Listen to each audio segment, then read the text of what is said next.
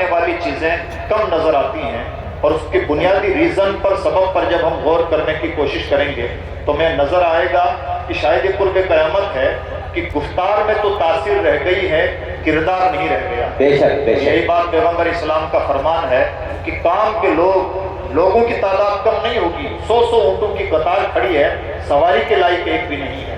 پیغمبر اسلام نے مثال فرمائی ہے، اور سچائی بھی یہی ہے۔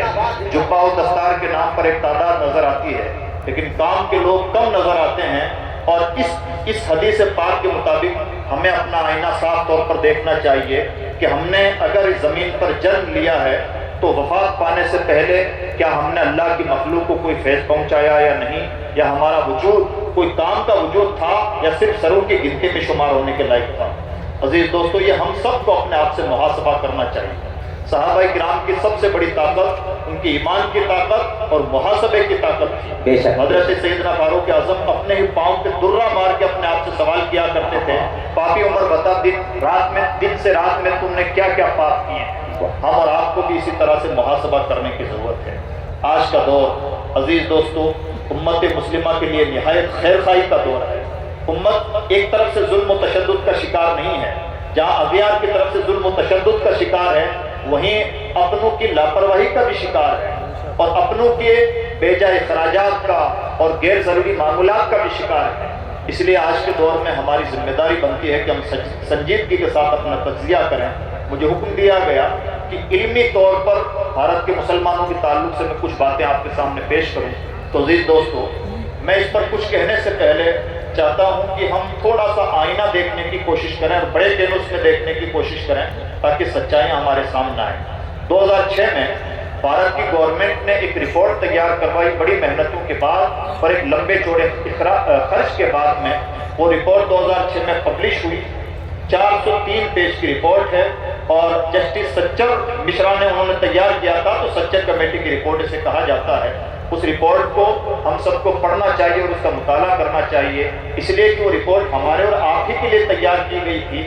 گویا کہ ہمارا ہوم ورک تھا جو کسی نے ہمیں کر کے دے دیا، اور اگر ہم اس ہوم ورک کا ڈھنگ سے مطالعہ کریں تو آگے کے لیے ہمارے لیے رہنما خطوط طے ہو جاتے ہیں اور ہمارے لیے کام کی راہیں آسان ہو جاتی ہیں۔ خاص طور پر اگر اپنی زندگی میں بھارت کی سرزمین پر کوئی انسان اچھا کام کرنا چاہتا ہے تو اسے اس رپورٹ کا اس لیے بھی مطالعہ کرنا چاہیے کہ سامنے آئے کہ بھارت کے مسلمانوں کو کس قسم کے کاموں کی ضرورت ہے، اور کون سے کام مسلمانوں کی ترجیحات میں شامل ہونے چاہیے ہیں، اور کون سے کام ہیں جو مسلمانوں کی فی الوقت ترجیحات میں ہیں لیکن حقیقت میں مسلمانوں کی ترجیحات میں نہیں ہونے چاہیے۔ تو عزیز دوستو، بھارت کے سچر کمیٹی کی رپورٹ کے اکارڈنگ بھارت کے مسلمانوں کی 2 سب سے بڑی اور بنیادی ضرورتیں ہیں۔ پہلی ضرورت کا نام ہے تعلیم، اور دوسری ضرورت کا نام ہے تجارت۔ بھارت کے مسلمانوں کی 2 بڑی ضرورتیں ہیں، پہلی ضرورت ہے تعلیم اور دوسری ضرورت ہے معاشی طور پر بھارت کے مسلمانوں کو طاقتور بنانا۔ یہ وہ باتیں ہیں جس کا تعلق مارکیٹ سے ہے، بازار سے ہے۔ ہم کتنے پرہیزگار ہیں اور کتنے بدکار ہیں، یہ ہماری قبر کا انٹرنل ایشو ہے۔ اللہ کی بارگاہ میں جواب ہوگا، سوال ہوگا ہم سے، لیکن اس مارکیٹ میں جس میں ہم جی رہے ہیں، جہاں ڈیموکریسی ہے، جہاں پر جمہوریت ہے، ایسے کسی بھی ملک میں اپنے آپ کو اوپر لانے کے لیے بھارت کی گورنمنٹ کے اکارڈنگ جو سروے ہوا، اس سروے میں 2 باتیں سامنے نکل کے آئیں کہ بھارت کا مسلمان ان 2 میدانوں میں پیچھے ہے، اور اگر بھارت کا مسلمان کچھ کرنا چاہتا ہے تو اسے چاہیے کہ انہی 2 محاذوں پر سیریسلی محنت کرے۔ وجہ یہ ہے کہ بھارت، یہ دونوں کی دونوں چیزیں آپس میں گتھم گتھا ہیں، جڑی ہوئی ہیں۔ بھارت کا مسلمان تعلیم میں اس لیے کمزور ہے کہ وہ غریب ہے، اور اس لیے غریب ہے کہ وہ تعلیم میں پیچھے ہے۔ لہٰذا اگر ہم چاہتے ہیں کہ یہاں کے لوگوں کے لیے کچھ کریں تو ہمیں ان 2 محاذوں پر کام کرنا چاہیے۔ یہ ہر سمجھدار آدمی کی چوائس ہونا چاہیے اور میدان عمل کی پہلی ترجیح ہونی چاہیے۔ ہم بارہا دیکھتے ہیں کہ لوگ بہت ساری چیزوں سے فارغ ہونے کے بعد میں بھی اس بات کے لیے پریشان رہتے ہیں کہ ہمیں کیا کرنا چاہیے اور کیا نہیں کرنا چاہیے۔ تو اس سلسلے میں یہ 2 کام پکڑ لیں، یہ بھارت کے مسلمانوں کی اہم ترین ضرورتیں ہیں۔ اب ان دونوں کاموں کا بھی مطلب سمجھیں۔ تعلیم میں کام کرنے کا مطلب یہ ہے کہ بھارت کے مسلمانوں کو تعلیمی طور پر، یہاں پر تعلیم کی جو بات ہو رہی ہے وہ تعلیم کی بات ہو رہی ہے ماڈرن تعلیم کی، اس کے بعد ہم بات کریں گے دینی تعلیم کی۔ بھارت کے مسلمانوں کو تعلیمی طور پر جو کام کرنا چاہیے وہ اسکولنگ پر محنت کرنی چاہیے، یعنی ہمارے اچھے انگلش میڈیم کوالٹی ایجوکیشن دینے والے اسکول ہونے چاہیے۔ یہ سنچر کمیٹی کی رپورٹ کا تقاضا ہے۔ اور اس کی وجہ کیا ہے؟ اس کی تفصیل یہ ہے کہ بھارت کے 100 مسلمان بچوں میں سے 96 بچے وہ ہیں جو اسکولوں کا رخ کرتے ہیں، اور 4 بچے وہ ہیں جو آج کی تاریخ میں بھی اسکولوں کا چہرہ نہیں دیکھتے۔ جس زمانے میں ہمیں لگتا ہے کہ اب تو پڑھائی بڑی عام ہو گئی ہے، ہر کوئی پڑھ لکھ گیا ہے، اس زمانے میں بھی 4 بچے ایسے ہیں جنہیں پڑھنا لکھنا نہیں آتا۔ اور جو 96 بچے اسکول جاتے ہیں، ان 96 بچوں کا حال یہ ہے کہ وہ 12 تک پہنچنے کے بعد کالج لیول تک پہنچتے وہ 96 بچے کم ہوتے رہتے ہیں۔ 96 بچے گرتے 12 سے 12.5 بچتے ہیں۔ یہ ہے بھارت کے مسلمانوں کا ڈراپ آؤٹ ریٹ۔ اس کو ڈراپ آؤٹ بولتے ہیں، یعنی بیچ میں اسکول چھوڑنے والے بچے سب سے زیادہ مسلم بچے ہوتے ہیں۔ اب جو 12 سے 12.5 بچے ہیں، وہی بچے جب گورنمنٹ جاب تک پہنچتے ہیں تو تقریباً 3.5-4% بچتے ہیں۔ پھر کئی مرتبہ ہمیں شکوہ ہوتا ہے کہ ہمیں گورنمنٹ جاب نہیں ملتی۔ سچی بات تو یہ ہے کہ گورنمنٹ جاب کے لائن میں ہم کھڑے بھی بہت کم تعداد میں ہیں، ہمارا شکوے کا حق نہیں بنتا۔ اور جب 12 سے 12.5 بچے ہمارے کالج لیول تک پہنچ پا رہے ہیں تو ہمیں کالجز کی ضرورت نہیں ہے، ہمیں یونیورسٹیز کی ضرورت نہیں ہے، بلکہ 12 سے لے کے 96 تک یہ جو بیچ میں بہت بڑا گیپ ہے، اس گیپ کو کور کرنے کی ضرورت ہے۔ یعنی ہمیں کالج اور یونیورسٹیز کی ضرورت نہیں ہے بلکہ اسکولوں کی ضرورت ہے۔ اور اس کے لیے بہترین ماڈل کے طور پر ہمیں جس چیز کو کاپی کرنا چاہیے وہ عیسائیوں کا ایجوکیشنل ماڈل ہے۔ عیسائیوں کے یونیورسٹی آپ کو عیسائیوں کی نظر نہیں آئے گی، عیسائیوں کے کالجز بہت کم مقدار میں نظر آئیں گے، اور عیسائیوں کے اسکول آپ کو بہت زیادہ مقدار میں نظر آئیں گے، اور جہاں بھی نظر آئیں گے انہوں نے اپنا اسٹینڈرڈ برقرار رکھا ہے، کہیں پر بھی کوالٹی میں انہوں نے کوئی سمجھوتا نہیں کیا۔ یعنی صرف اسکولوں سے بھی کام نہیں چلنا ہے، اسکولیں بھی وہ ہونی چاہیے جس میں کوالٹی کا۔ یہ بھارت کے مسلمانوں کی پہلی ترجیح ہے، پہلی ضرورت ہے، اور اس پہلی ضرورت کی کامیاب تشریح ہے۔ عزیز دوستو، اس کے ساتھ ساتھ تعلیمی طور پر ہم اپنے گھر کے اندر جھانک کے دیکھیں تو ہمیں جس چیز کی بہت زیادہ ضرورت ہے وہ ہے کامیاب مکتب۔ مجھے کئی مرتبہ لگتا ہے کہ کامیاب دارالعلوم سے بھی زیادہ جس چیز کی ضرورت ہے، جو گھر گھر کی ضرورت ہے، محلے محلے کی ضرورت ہے، مسجد مسجد کی ضرورت ہے، وہ ہے کامیاب مکتب۔ ایسے مکاتب جہاں پر قرآن پاک صحیح طور پر پڑھایا جاتا ہو اور عقائد کو ٹھیک ٹھاک سنوار دیا جاتا ہو۔ آج جب ہمارے نوجوان بچے کسی ایرے گیرے سوشل میڈیا کے آدمی کے فالوور بن جاتے ہیں اور اس کی فین فالوورنگ میں شمار ہو جاتے ہیں، اس وقت ہمیں بہت افسوس ہوتا ہے کہ ہماری گود میں پلنے والا بچہ آج فلاں کا فالوور بن گیا۔ سوال یہ ہے کہ آپ کی گود میں پلتے ہوئے آپ نے اس کا عقیدہ درست کرنے کی کتنی کوششیں کی، اور اس وقت عقیدہ سنوارنے کے لیے ہم نے کون سا سلیبس بنایا، کون سی اسٹریٹجی تھی، اور کون سی کامیاب محنتیں کی۔ کامیاب محنتیں جب تک گراؤنڈ لیول پر نہیں ہوتی تب تک کوئی کامیاب رزلٹ بھی نہیں آتا۔ اور یہ بات حافظ ملت کے اس میں کہنا اس لیے بنتا ہے کہ حافظ ملت 100% کام کی مشین تھے، کام کو پسند کرتے تھے، بلکہ ان کی زبان سے نکلنے والے بول بھی نہایت کامیاب بول ہوا کرتے تھے۔ کوٹیشن کہا جائے، کام کے آدمی بنو، کام ہی تمہیں معزز بناتا ہے۔ اور سب سے زیادہ بڑی محرومی انسان کی ہے کہ وہ وقت برباد کرے۔ جس آدمی کے کوٹیشن اتنا بڑے ہوں اس آدمی کا ویژن بھی بہت بڑا ہوتا، اور اس ویژن کو آج ہم اس علمی شہر کی شکل میں دیکھ سکتے ہیں۔ جب آدمی بڑا ہوتا ہے تو اپنی فکر سے بڑا ہوتا ہے، پھر اس کا عمل بڑا ہوتا ہے، پھر اس کے اثرات بڑے ہوتے ہیں۔ ڈائریکٹ کسی کے اثرات بڑے نہیں ہوتے۔ حافظ ملت نے گراؤنڈ لیول پر محنت کی، اپنی فکر سے محنت کی، پھر عملی طور پر محنت کی، تب جا کے اس کے اثرات محسوس ہو رہے ہیں۔ جب اس طرح سے محنتیں کی جاتی ہیں تو رزلٹ ضرور آتا ہے۔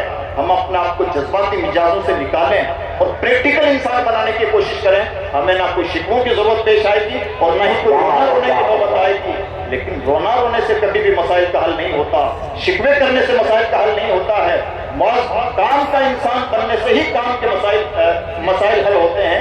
یہ بات ہمیں گانٹھ باندھ کے رکھنی ہوگی، اور بطور خاص نوجوان علماء سے گزارش ہے کہ گفتار سے زیادہ اپنے کردار پر محنت کریں، اس لیے کہ کردار اور کام ہی انسان کو معزز بناتا ہے۔ یہ حافظ ملت کا کوٹیشن بھی ہے اور 100% پریکٹیکل سچائی بھی ہے۔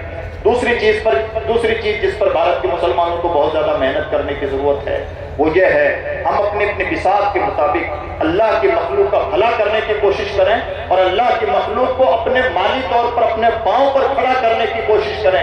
یعنی ہمیں کوشش کرنی چاہیے کہ ہمارے زیادہ سے زیادہ لوگ روزگار سے وابستہ ہوں، معزز روزگار سے وابستہ ہوں، بزنس سے وابستہ ہوں۔ اور یہ افسوس کی بات ہے کہ آج کے دور میں ہمیں بزنس سے وابستہ ہونے کی اپیلیں کرنی پڑ رہی ہیں، उस नबी की कौम से, उस नबी की उम्मत से जिस नबी ने 12 साल की उम्र में अपने चचा अबू तालिब के साथ एक्सपोर्ट और इंपोर्ट का काम किया है। 12 साल की उम्र में जो पैगंबर सीरिया की सरजमीन पर जाकर एक्सपोर्ट इंपोर्ट का काम करता हो, अगर उस नबी की मानने वाली उम्मत बिजनेस की और तिजारत की अहमियत नहीं समझती तो पता चला कि अभी नबी के विजन को समझने में भी उम्मत ने कोताही की। इसलिए हमें अपने माइंड को बिजनेस माइंड बनाना होगा, अपने जहन को तिजारती जहन बनाना होगा। ये उम्मत मुस्लिमा की अहम तरीन जिम्मेदारी में से है और इसके लिए जरूरी है कि हम प्रैक्टिकल तौर पर भी बिजनेस करें, ताकि जो छोटे छोटे शिकवे रहते हैं, जो हसद की बीमारियां और तरह तरह की बीमारियां हमें नजर आती हैं, आम तौर पर ये बीमारियां दाल रोटी की बीमारियां होती हैं। अगर हमने अपने आप को इन बीमारियों से ऊपर माली तौर पर मजबूत कर लिया तो इन बीमारियों से भी निजात मिलेगी, उम्मत की भलाई का काम भी कर पाएंगे और हम अपने सीनों को भी कुशादा रख पाएंगे और बहुत सारी बातें इन बीमारियों से महफूज रख पाएंगे। हमारे बुजुर्गान दीन ने ये काम करके दिया है।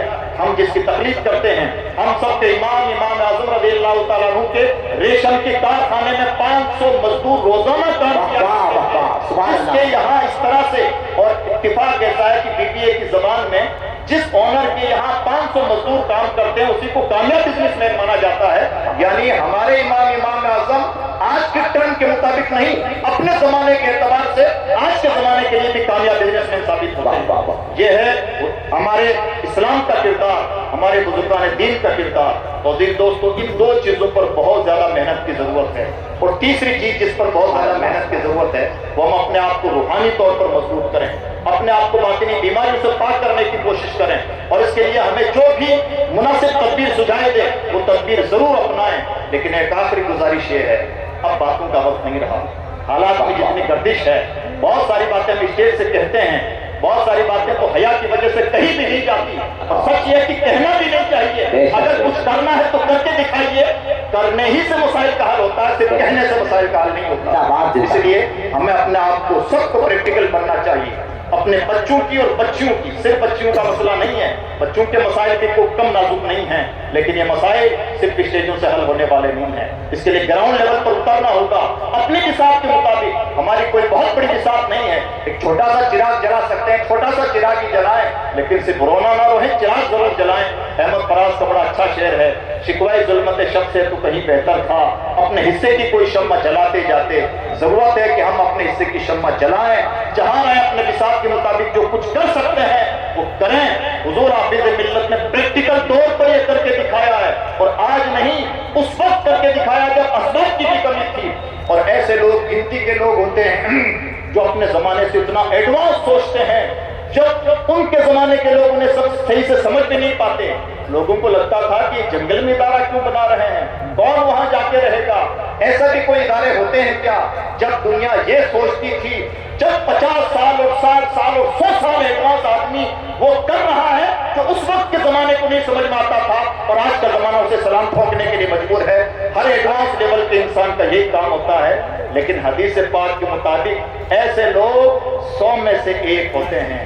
हमें अपने आप को इस तरह के लोगों में शुमार करने की, बनाने की कोशिश करनी चाहिए, अपनी पर्सनैलिटी डेवलपमेंट की कोशिश करनी चाहिए। मैं उम्मीद करता हूँ कि इंशाअल्लाह ऐसा करेंगे। अल्लाह तौफीक अता फरमाए। ला इलाहा इल्लल्लाह मुहम्मद रसूलुल्लाह। अस्सलाम वालेकुम व रहमतुल्लाहि व बरकातहू। माशाअल्लाह। मौलाना खालिद अय्यूब शेरानी आबाद राजस्थान से बहुत ही जामे, बहुत ही मोतबर आप तकरीर समाअत कर रहे थे। आज के उनसे हाफिज़ मिल्लत की तकरीब का में अगर कोई पैगाम आपकी समातों में महफूज ना रह सके, अगर सिर्फ यही महफूज रह जाए तब भी उस पर अमल कर लिया जाए तो आपकी दुनिया भी कामयाब हो जाएगी, आखिरत भी कामयाब हो जाएगी।